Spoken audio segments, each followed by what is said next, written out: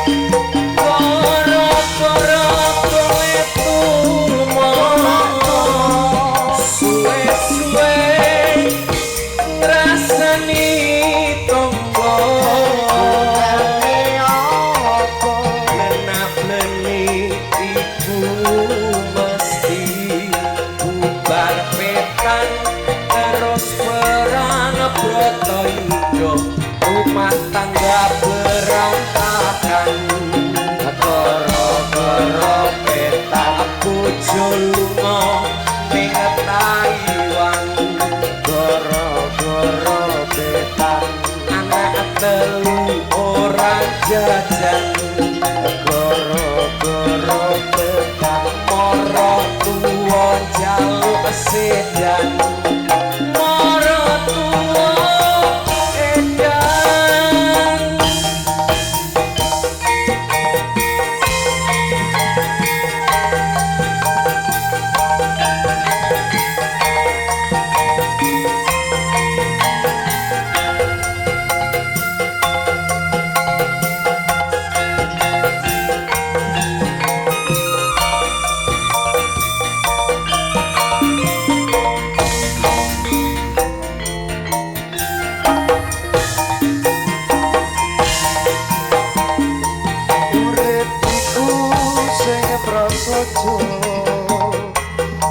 ojo meri karo bandane wong liya raja brana sandang pangan ora teko yen amung disawang nanging akeh sing ra krasa diatur karo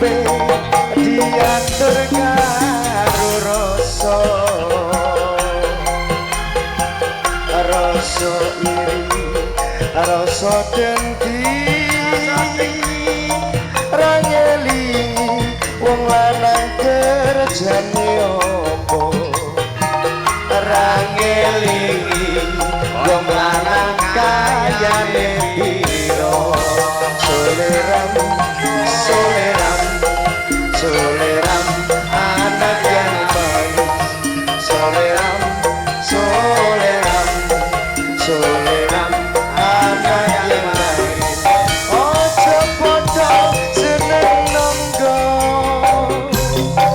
opo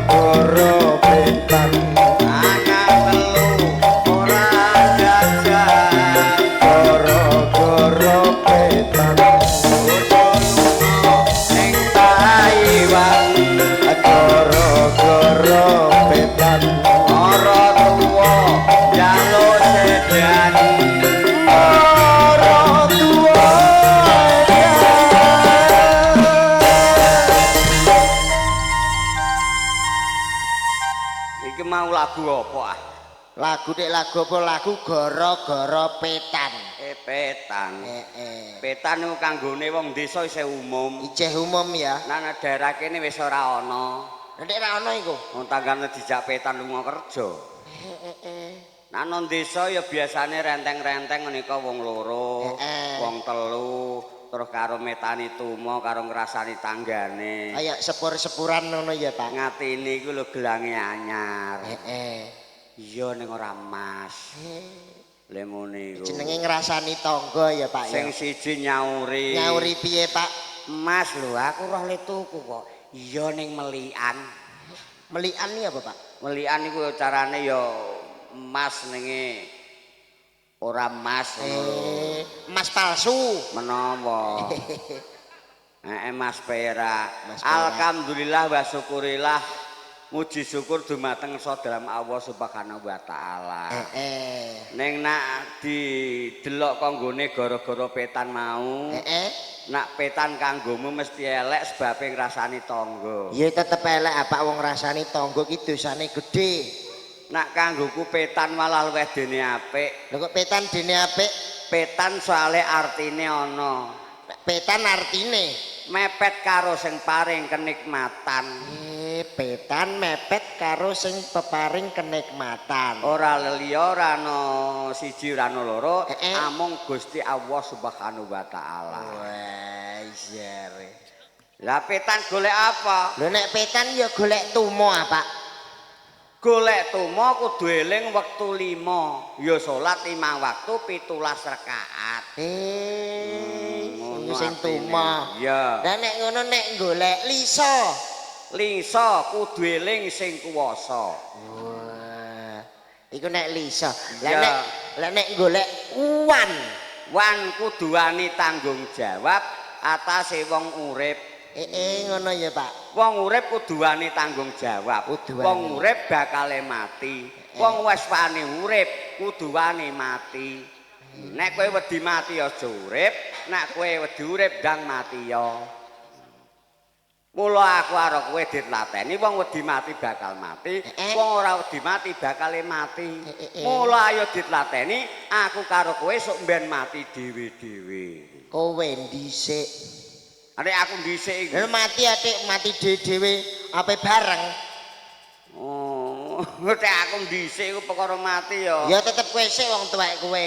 Wong mati ora kaya andri bensin. Ora kaya antri bensin, Pak. Andri bensin iku nek sing teko dhisik, diseni dhisik. Diseni. Nek wong mati ora. Lah nek wong mati, Pak. Wong mati ku tuwek tikluk-tikluk. Durung mati ya ora kurang. Ora kurang. Bayi lahir cenger, mati ya beruh. Iya ya, Pak ya. Jajal kowe iki lho, kowe karo cah iku cah cilik iku. Titeni kene ya. Cah cilik iku lho. Lah iya mbok kene tak kon titeni. Sing nyekli bathuk kowe karo cah cilik iku.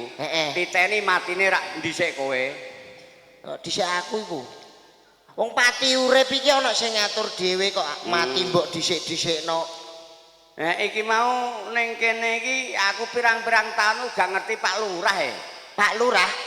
Lho nek ora ngerti Pak Lurah gak takok aku ah. Pak Lurah kene sapa? Wah, Pak Lurah kene Mas Dodok iki lho ora roh.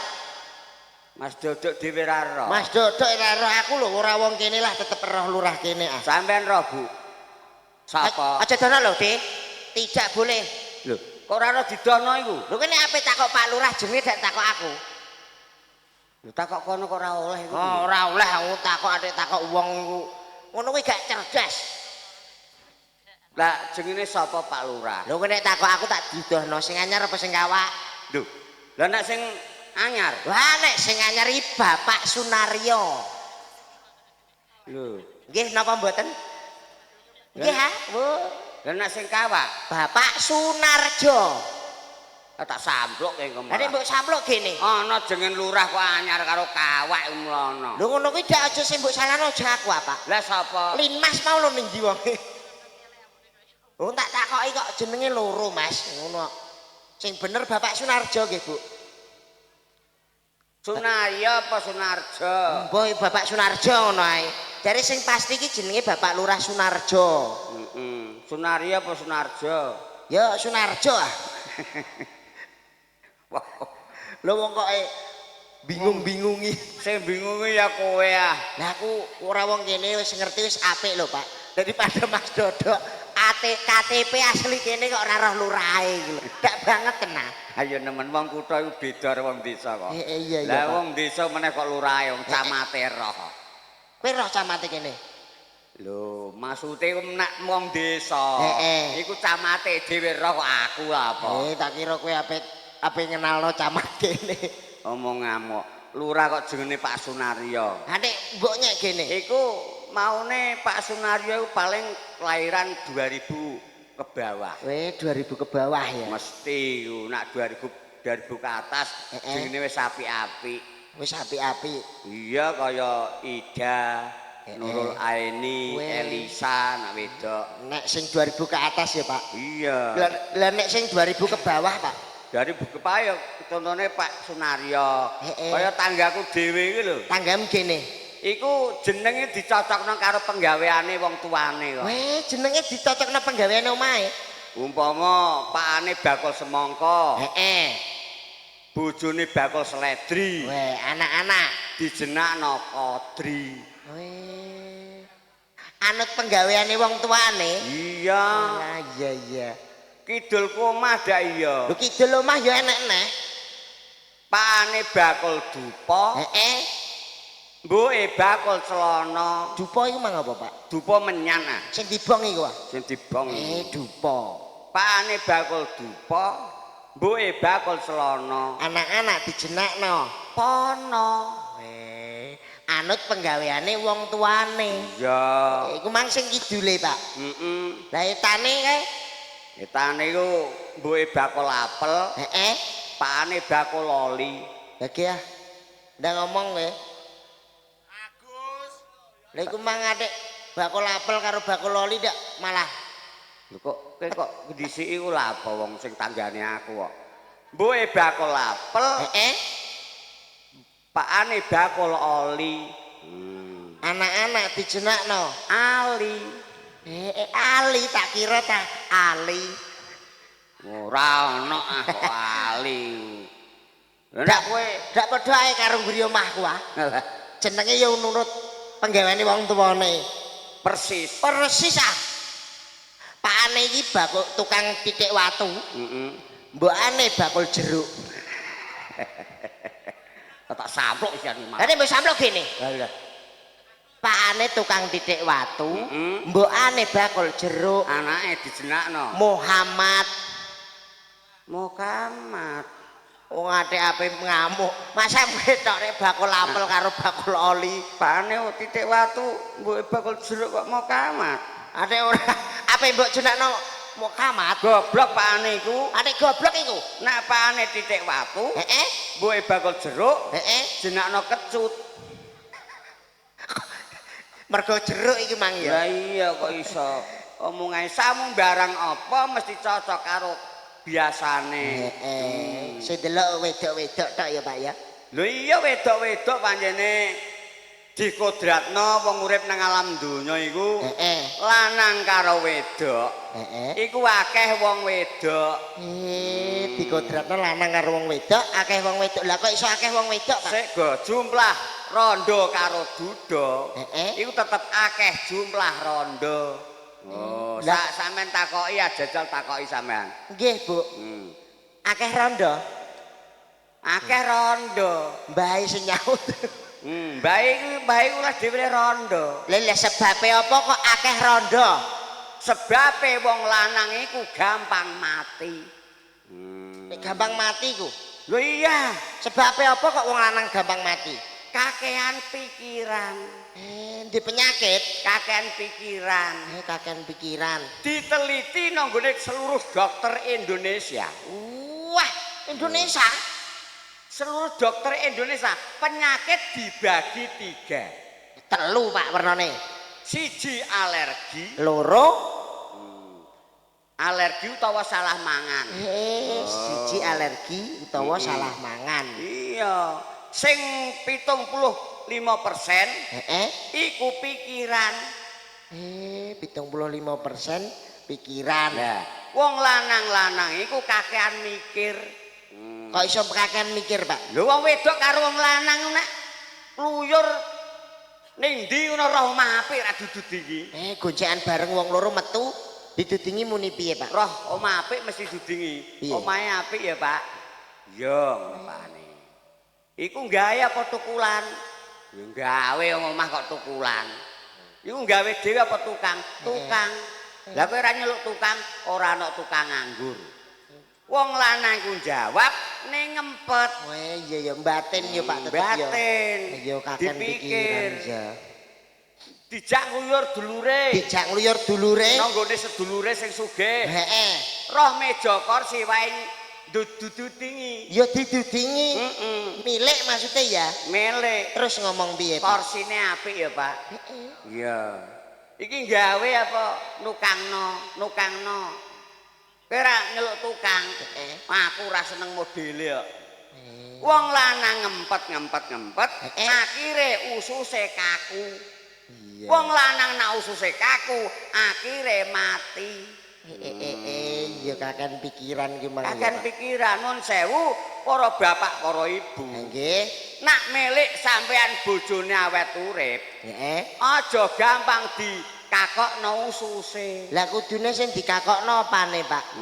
Aja gampang dikakokno ususe. Ya entuk mbok kakokno ning liyane usus. Lah apa, Pak? Ya, Apa?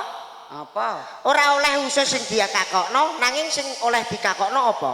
Pikir dhewe ngono mbok tersehno iku lha apa le. Wong kok mah tekan kono. Dadi wong lanang kakean ngempet, kakean pikiran. Lah wong lanang karo wedok ra kebutuhane padha. Kebutuhane padha. Ning cacahe ra beda. Heeh. Wong lanang pengen sandal, wong wedok ya kepengen sandal. Ah. Wong lanang sandal siji cukup, wong wedok sandal siji kurang. Oh. Wong wedok kudune sandale pira? Sandale paling ora 5 6. Kok 100 iku 100 iku lak ta apa le. Wong lanang cukup siji sandal, wong wedok ora cukup siji sandal. Wong lanang butuh kupluk, Butuh kupluk. wong wedok butuh kudung. Heeh. Wong lanang kupluk siji cukup, wong wedok kudung siji ora cukup. Ora cukup. Mbuh 5, mbuh 4 ya, Pak ya. Lah iya, wong lanang kaos siji cukup, Kaos siji cukup, wong wedok gamis siji ora cukup. ora cukup tetep ya ana neh. Kebutuhane beda-beda. Oh ngono. Oh iya mulane aku karo wong wedok kujan wegah lho. Lah nek wegah kene. Pak ora patek penting nak kanggo sak usiaku ora patek penting. Lah nek ora patek penting iku be wong wedok iki penting. Wong wedok iki sing nggo omah-omah, penggenap rumah tangga. Oh, kuwi piye kok wong wedok ora tangga penting? apa? Lah nek ora penting gene. Lah nek cara mono ape budal mergawe, Begini ya nak budal mergawe tetep ape ngombe kopi, ngombe teh, ya sarapan. Sing gawekno sapa nek ora wong wedok? ora iso nang warung. Ning warung Ora iso nang warung ah piye? ya iso. GoFood. Kok mudeng goput barang Lelelelelelelele. Cah pengalaman arek. GoFood. sing di terawi. Beri-beri niku. Alah beri delivery. COD iku beri-beri. Ora beri-beri delivery. Kok beri-beri. Ya ngono iku. Lah iku nek ngomong sing pas esuk ape budal mergawe. Lah ki nek budal menyang muleh umpama mergawe 6 abot ceneng sawah. Klambi 6 kathokem tetep rusak kabeh. Sing umbah-umbah sapa nek ra wong wedok? Saiki tak pengalaman. Masam dagelan tipis tapi. Laundry ya? Laundry. Laundry.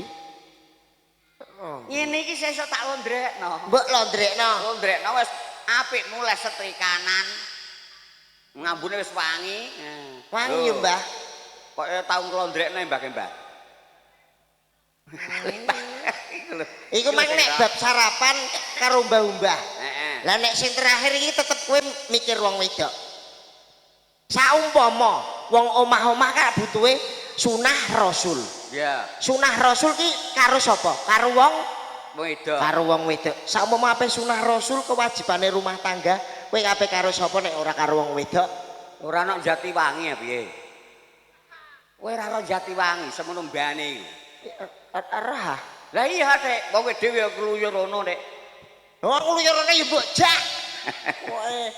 Ora ngono apa wong lanang karo wong wedok iki penting padha pentinge. Ngono. Saling melengkapi. Pokoke sing siji gak ana, sing wedok ana. Sing wedok gak ana, sing lanang ana ngono. Ibarate sing lanang dadi geni, sing wedok ya dadi banyune, dadi adem. Ibarat sing wedok dadi sing geni, sing lanang dadi banyune. Ora anak sing lanang ijeh, nek sing lanang ora ana kaya iku karek karo putune. Pelapo kowe? Lho kira dek karek putune. Lha iku dek karo putune mosok wong semono ndek anak. Ya putune lah nek kira bojone nomak kira. Rondo ngono kok omong rondo kok iso. Nggih, Mbak. Nggih. Rondo iku kandhane angel Iya, bar omong aku kok. Bar jagoan sesore WA-WA-anan karo aku kok. Walah, WA kelewat kabeh ngono kabeh WA-WA-anan. Sing penting ning kene kajate keslamet. Pak. Kajate kabul kaleksanan. Amin. Apa to jenenge sedekah bumi? Sedekah bumi. Sedekah bumi, sedekah bumi. Sedekah bumi ya. Sedekah bumi karo sedekah bumi iki padha. Ya ora. Lah nek ora iku. Sedekah bumi, sedekah bumi. Lha sedekah bumi ya. Lu masa kok sedekah? Ya ora sedekah bumi. Ana karepe. Ya ana ah. Nek sedekah bumi, sedekah bumi iki sedekah bumi. Nek seikhlasnya bayar iuran. Nggih kok bingung nggih kok. Dengan ikhlas warga mriki bayar iuran. Kok padha? Ngedek ora Kah barokah oleh nanggap ketoprak siswa budaya. Iya, ya barokah wong konjuk sedaya panitia masyarakat. Panitia kabeh warga kene ya sarujuk kabeh, Pak. Bu, bumine dibancaki. Misale nanggapno ketoprak siswa budaya. Tetep aja ketoprak siswa budaya ngantek sok ben ajal menutup mata. Ya aja kale wong aku ning kene wis lho, piki manondi.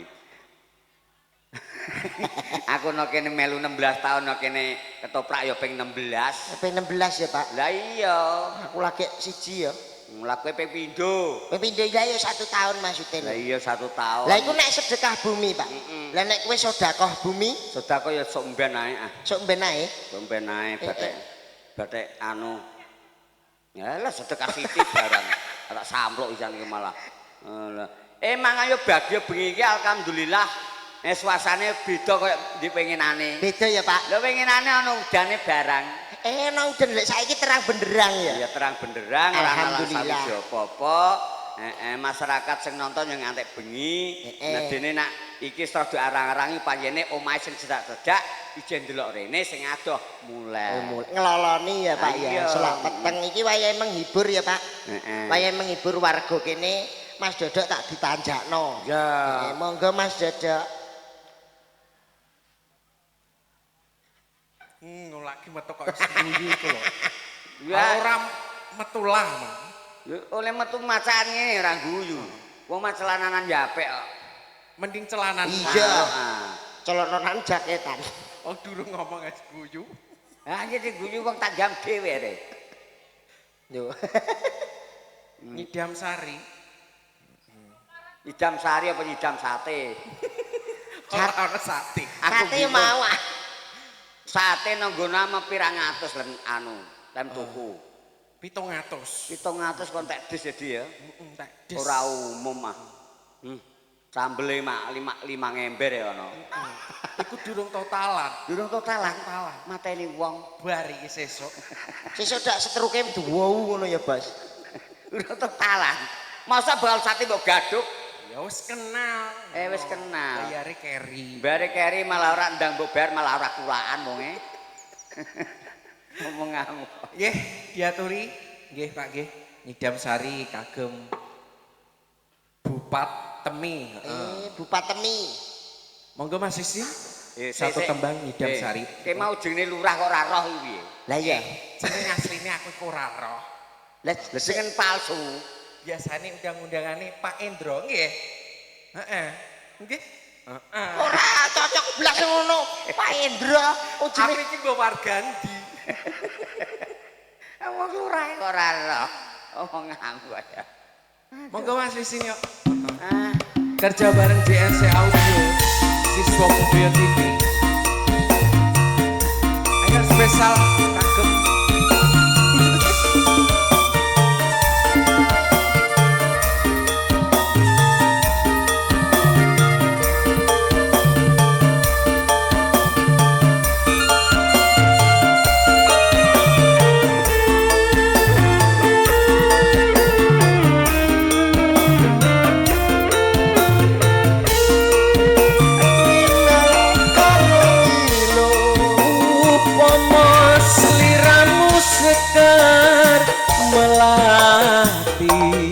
Aku kumbangi Damsari upama sliramu margi wong manis aku kang bakal liwati sinesen lintang iluku semono janji prasetya ning ati tansah kumanteling nitra rinoso karoso rasane ngetriyo piterosa jagat royo kali ngono ukir lan samudra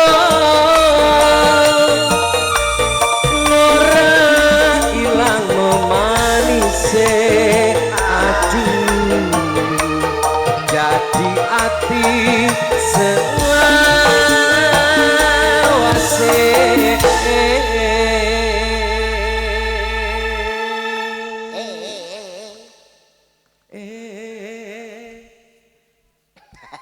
Sapa sing nyauri? Iku lho wae mik iku lho wong iku. Nalika nira ing dalu atiku lam-lamen sira wong ayu nganti mati ora bakal lali lakae lintange mlaku siswa budaya JNC Audio siswa budaya TV seni budaya Pati.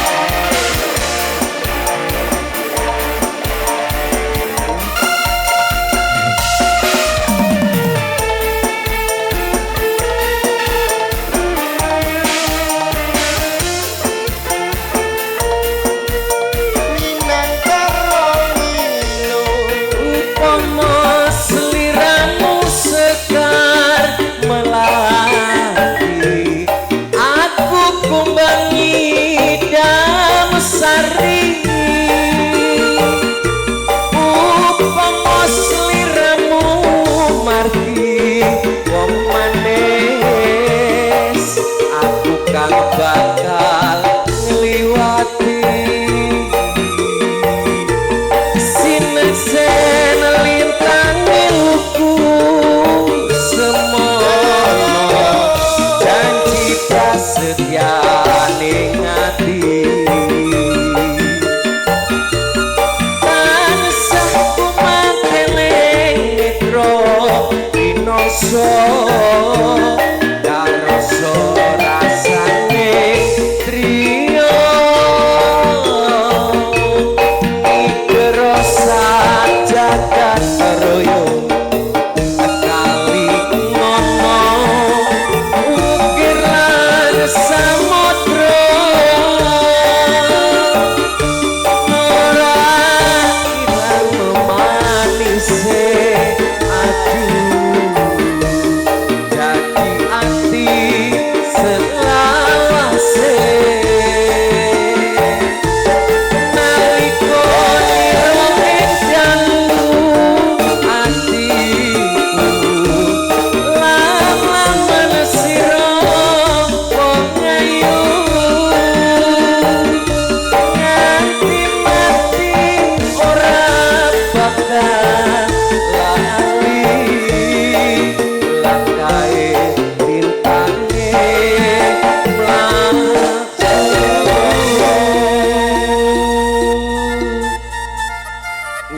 Sari sampun katuran kagem Mak Patemi.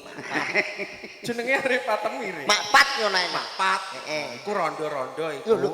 Kelahiran 1900 iki. Inggris Patmi. Ya tunggal iki. Patemi. Ya ngono iku jenenge. Meta kandakno ah. Harsi. Iya. Harti. Harni. Harimau. Ngerauk kowe. Tekan dari Waduh, jenenge wong Harni, Harsi, Hartiana kok harimau.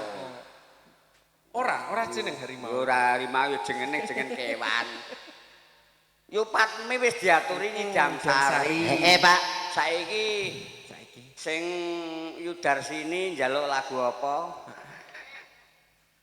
Iki jenenge pepelek, jenenge Darsini. Jeneng Darsini. Makane menawa. Iku Kro le. Kro ya, Pak. Budaya channel, Siswa Budaya TV. Siswa Budaya TV. Kro Siswa Budaya TV, saiki Siswa Budaya wis kaya mbiyen meneh. Balik masa lalu ya, Pak. Iya. Muga-muga makin berkembang ya Pak nggih Amin. channel-e. Amin. Muga-muga ndang bayaran. Amin. Dang monet. Lah. Nek ora ndang bayaran ora muda. Dak nyarani ya, Bos. Piye? Bayarane nggo tuku, subscribe. Alok ngono ya. Iya karuan. Tuku subscribe. Subscribe ku apa? Iku lho pengikut ngono. Follow. Lah ngono kok WA-WA. Diatur ora.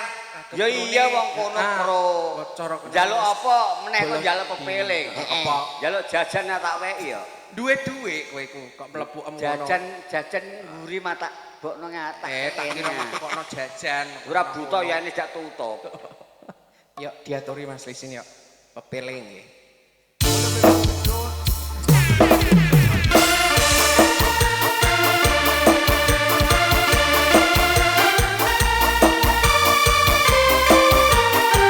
Siswa budaya.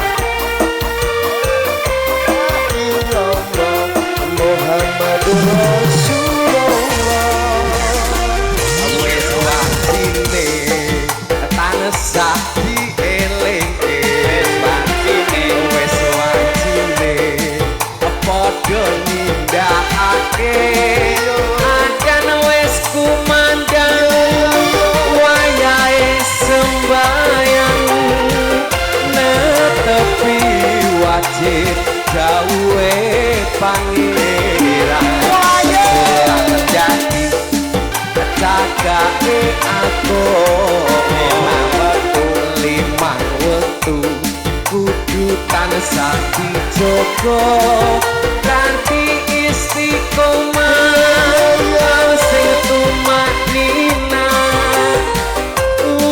wis sampurna yen berjamaah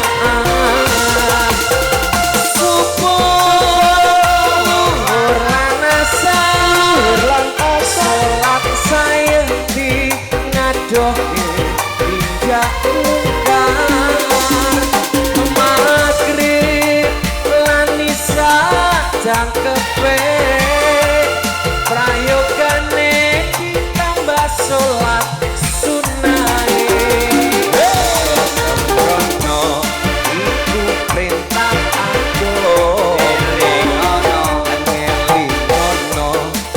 dunya mung sedelo sabar lan tawakal pasrah sing kuwasa yen kepareng besok munggah swarga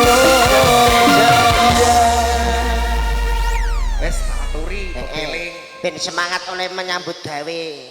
Wong lagu peling semangat iku lha apa. Lha njaluk lagu kok njaluk lagu dituruti. Ya atine lega ngono ora nganggo semangat barang. Lha iku mang muni Mak Aci.